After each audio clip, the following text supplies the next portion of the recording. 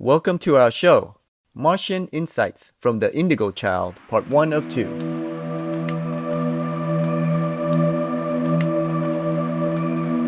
Boryska Kipriyanovich, often referred to as the Indigo Child, is a Russian who claims to be a reincarnated being from Mars. Boryska became famous in the early 2000s for his revelations about past life memories of living on Mars and the extensive knowledge of the universe that he shared from a very young age. Boryska Kipriyanovich was born in 1996 in the town of Volsky, northern Volgograd, Russia. His mother, Nadezhda Kipriyanovich, a doctor, describes Boryska as having demonstrated remarkable abilities from a very young age. He could lift his head at just 2 weeks old and speak simple words a few months later. And by the time he was 1 year old, he could read, draw, and write. What's particularly extraordinary is that, despite never being taught astronomy, Boryska could describe Mars, planetary systems, and extraterrestrial cultures. Acclaimed British physicist Stephen Hawking once shared with the media that Boryska Kipriyanovich is out of my imagination about the knowledge on the universe and astronomy in disregard whether or not he is from Mars. After a period of staying out of the public eye and avoiding media attention, Boryska Kipriyanovich made a surprising appearance in an interview that has been circulating on the internet. The interview, conducted by an anonymous UFO researcher, took place on the afternoon of October 18, 2018, in Moscow, Russia. The researcher's first question was about Mars. Theo tư liệu nói, bạn từ sao hỏa đầu thai xuống đây. Bạn có thể cho tôi biết về tình hình ở đó, chẳng hạn như môi trường, con người và cấu trúc xã hội. That's a rather intriguing question, focusing on the social development of Mars, which no one has asked Boryska before.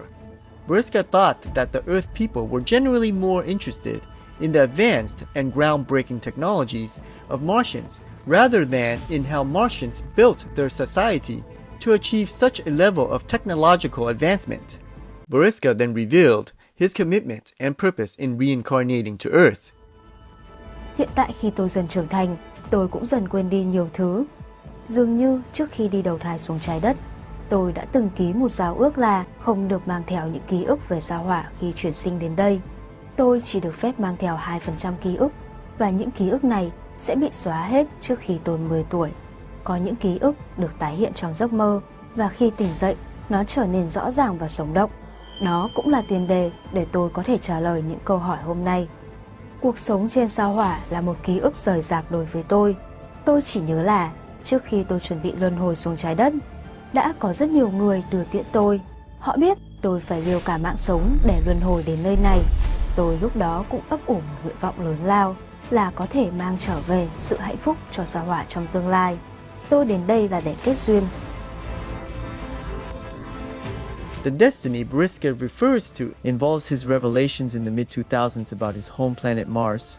Boryska stated that his mission upon being sent to Earth was to prevent a nuclear war similar to the one that occurred on Mars, which he believed would threaten the survival of humanity.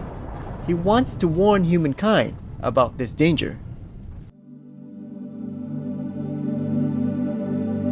Mars, the fourth planet from the Sun, has captivated the attention of scientists and space explorers for many decades. Numerous pieces of evidence from astronauts suggest that Mars once had life similar to that on Earth, and the planet may be harboring a mysterious form of life that our current technology is still unable to detect.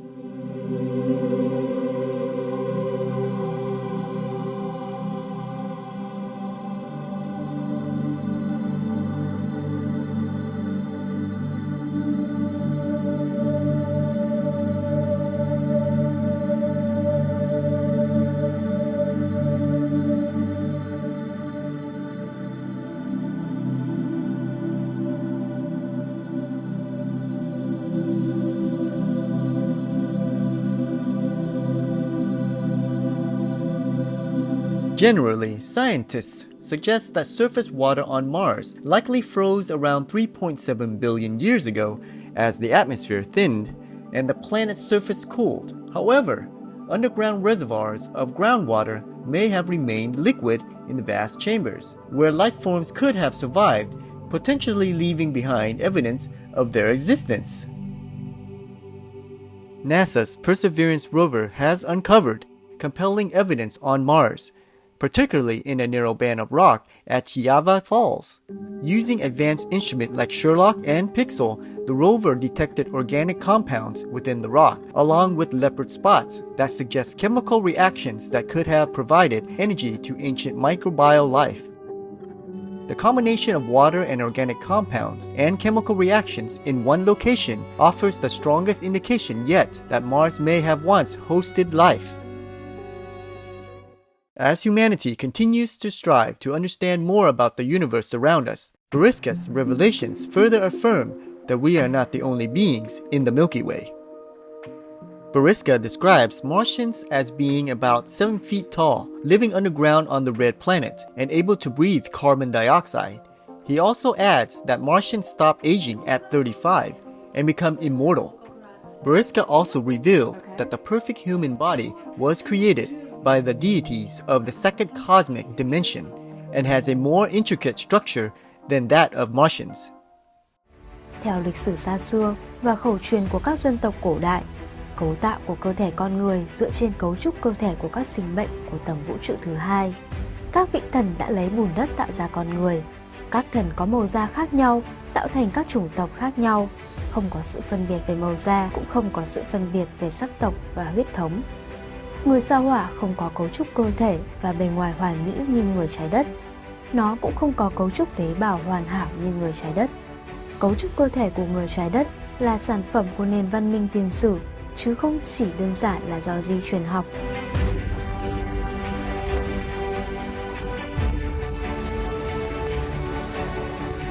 On January 18, 2009, in a conference with members of the Supreme Master television team, all vegans, most benevolent, Supreme Master Qinghai, vegan, made fascinating revelations that she received through spiritual communication with peaceful extraterrestrial friends from Mars. They humbly agreed for her to share more about their lives with us. The mass extinction happened 40 million years ago. Master, were there any survivors? And how many were there? Thank you, Master. There were survivors. Yes, there were survivors. The first survivors were about 2 million people. And now they have about 5,800,000. Oh, wow.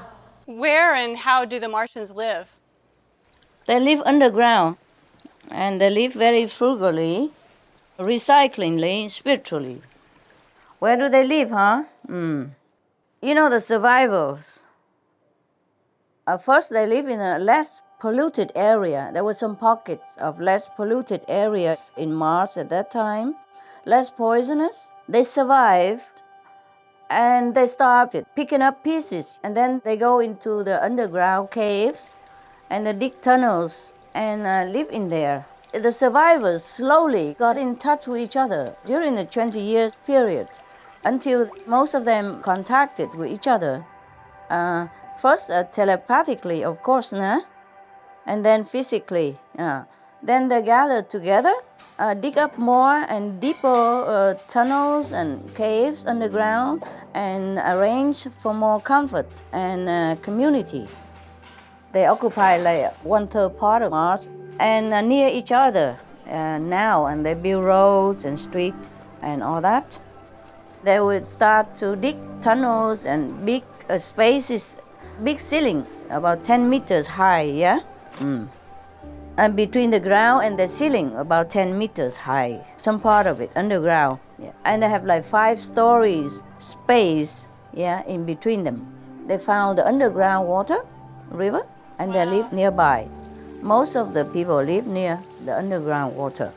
Before they lived like a little bit far away and spread around all over the planet, underground, but now they kind of gathered together almost nearby in the same vicinity and live together as one nation.